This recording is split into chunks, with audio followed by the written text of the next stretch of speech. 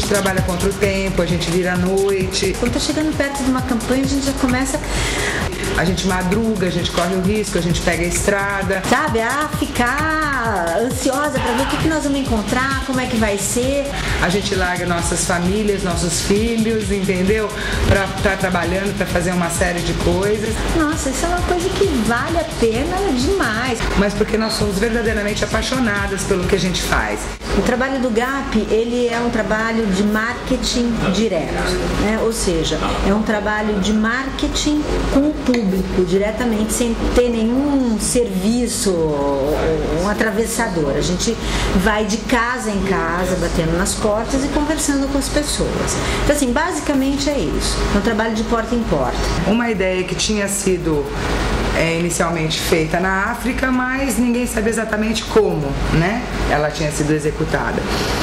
E quando nós fomos para a rua e começamos um projeto piloto, inicialmente com 2 grupos relativamente pequenos, conseguimos perceber a grandeza desse trabalho, entendeu? A quantidade de informações importantes que a gente conseguia levar e trazer, e isso fez com que nós nos apaixonássemos pelo trabalho e transformássemos isso num projeto de vida.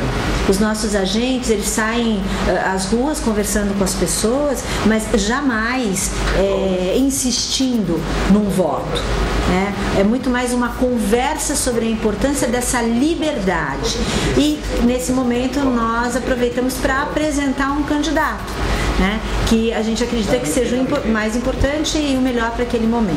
O nosso trabalho, do início ao fim, ele é monitorado de perto, né? Então, os agentes, eles jamais estão sozinhos na rua, estão sempre sendo monitorados pela supervisão, pela coordenação e pelo próprio sistema. Essas pessoas são recrutadas, existem alguns critérios, com um perfil de vendas, né?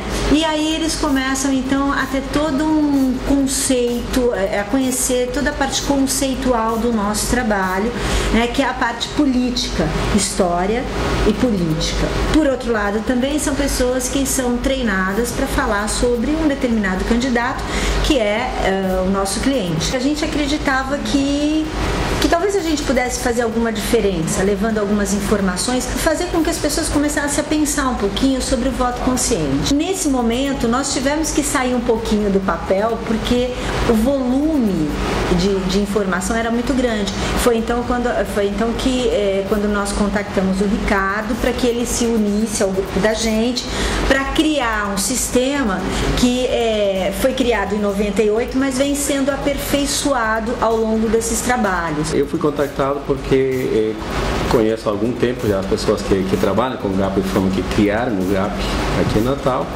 e eu trabalho com processamento de dados faz uns 30 anos, né? Então, esta experiência me fizeram este convite para a gente auxiliar nesta parte de processamento de dados. E essas informações hoje nós temos bancos de dados assim riquíssimos, e pra gente isso é muito importante, porque é a voz da população mesmo. Com isso, a gente pode trabalhar com grandes volumes de dados, né? Quando você faz uma captura e você tem aí 120 mil, 90 mil domicílios que são feitos, né? São 90 mil dados que têm que ser cruzados para produzir informação. O tempo de uma campanha é bastante curto para fazer isso, relativamente curto, né? Onde realmente as informações têm que estar de forma o mais rápido possível, tem que chegar para a coordenação geral da campanha. Essas informações todas eram feitas manualmente. No papel. Então, assim, nós viramos muita noite fazendo tracinho, contando o relatório e lendo o relatório um por um. Não que isso não aconteça hoje em dia. Hoje a gente continua lendo relatório por relatório, informação por informação. Mas com a ajuda do sistema e da informática, é claro que a gente conseguiu dar uma agilidade enorme para o processo. Para a história do GAP, Parnamirim 2000 foi muito importante. Foi uma campanha difícil, porém uma campanha assim surpreendente, porque as portas começaram a abrir pra gente, a Guinela começou a crescer de uma forma, foi muito bonito. Eu estava no Senado, ninguém imaginava que eu poderia renunciar ao céu, que é o Senado, para ser prefeito de Parnamirim. Na época ainda não se sabia se Parnamirim suportaria um programa de televisão ou não. E quando eles tiveram a certeza de que não haveria programa de televisão, eles chamaram o GAP. Então, assim, foi fundamental. O GAP foi o veículo que conseguiu fazer com que a imagem de Agnello chegasse de casa em casa para todos os eleitores de Parnamirim.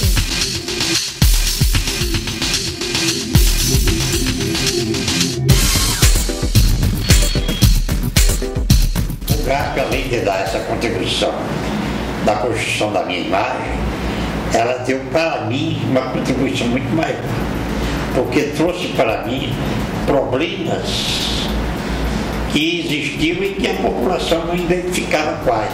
Porque a pavimentação de uma rua, a iluminação de outra rua, a construção de uma lagoa de contenção de enchentes, tudo isso é muito fácil.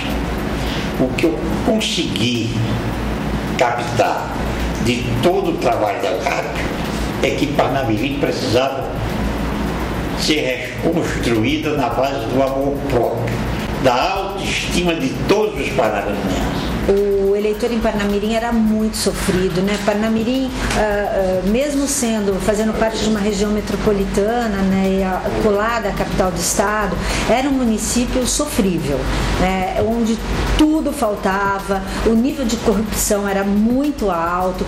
Então, assim, eram pessoas completamente desacreditadas. A primeira campanha dele, né, eu não voltei, né, devido ao lado pessoal. Meu pai trabalhava na oposição. Eu precisava que meu pai continuasse no emprego. Ele não continuou, mas assim, eu agradeço por Agnello ter entrado, porque queira que não, ele mudou. O município estava sofrendo já há muito tempo com administrações desastrosas. Então, assim, Agnello veio como o grande salvador. No início, muita gente falava dele, né? Mas ele deu a volta por cima e fez muitas coisas que ninguém esperava. O primeiro governo de Agnello foi um governo desafiador, porque Parnamirim vinha ao longo dos anos entrando prefeito, saindo prefeito, e não acontecia nada de novo em termos de obras, de investimento na educação, na saúde, na infraestrutura. E o governo Agnello fez tudo isso em 4 anos. Ele foi o homem que cumpriu com a palavra dele. Foi um homem honesto, cumpriu o que ele disse, entendeu? Não tinha reclamação. O mandato dele, a gente percebeu o crescimento de Parnamirim, em geral. Do lado da estrutura, das estruturas físicas, né? Eu falei de educação, de pavimentação, tudo isso ele fez para Parnamirim crescer. Uma administração aprovada com quase 90%. Haja visto o resultado da eleição de 2004, foi algo que não tem explicação. Nós tivemos uma maioria de 34 mil votos sobre o adversário mais próximo. É algo que até então não existiu e acredito que não vai acontecer mais isso.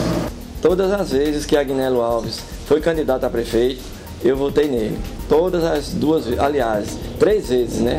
Foi em 96, 2000 e 2004.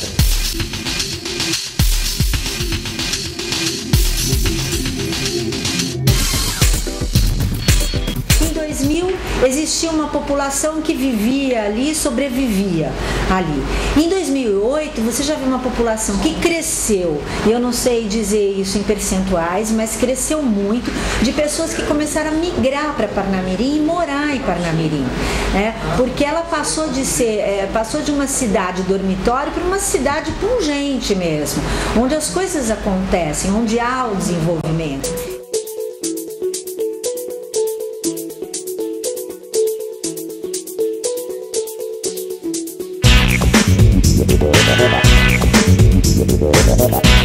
Qualquer pessoa que viesse substituir Agnello, mesmo indicada por ele, jamais seria Agnello na cabeça dos eleitores. Então isso é muito complicado, porque na hora de se comparar quem é Agnello e quem vai entrar, muitas pessoas se desiludiam, falam, mas ele não vai ser Agnello de jeito nenhum.